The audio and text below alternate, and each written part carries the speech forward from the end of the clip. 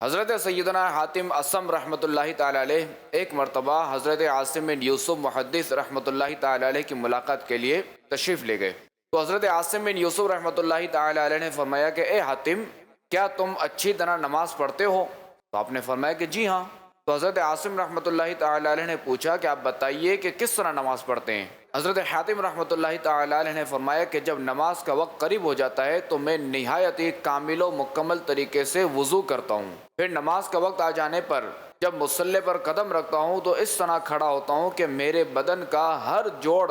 اپنی جگہ پر برقرار ہو جاتا ہے۔ پھر میں اپنے دل میں یہ تصور جماتا ہوں کہ خانہ کعبہ میرے دونوں بھاؤں کے درمیان اور مقام ابراہیم میرے سینے کے سامنے ہے۔ پھر میں اپنے دل میں یہ یقین رکھتے ہوئے کہ اللہ پاک میری ظاہری حالت اور میرے دل میں چھپے ہوئے تمام خیالات جانتا ہے، اس طرح کھڑا ہوتا ہوں کہ گویا پل صراط پر میرے قدم ہے اور جنت میرے داہنے اور جہنم میرے بائیں اور ملک الموت میرے پیچھے ہیں، اور گویا یہی نماز میری زندگی کی آخری نماز ہے۔ اس کے بعد تکبیر تحریمہ نہایت ہی اخلاص کے ساتھ کہتا ہوں، پھر انتہائی تدبر اور غور و فکر کے ساتھ قرأت کرتا ہوں، پھر نہایت ہی تواضع کے ساتھ رکوع اور گڑ گڑاتے ہوئے انکساری کے ساتھ سجدہ کرتا ہوں، پھر اسی طرح پوری نماز نہایت ہی خشوع کے ساتھ خوف اور رجا کے درمیان ادا کرتا ہوں۔ یہ سن کر حضرت عاصم بن یوسف رحمۃ اللہ تعالی علیہ نے حیرت کے ساتھ پوچھا کہ اے حاتم،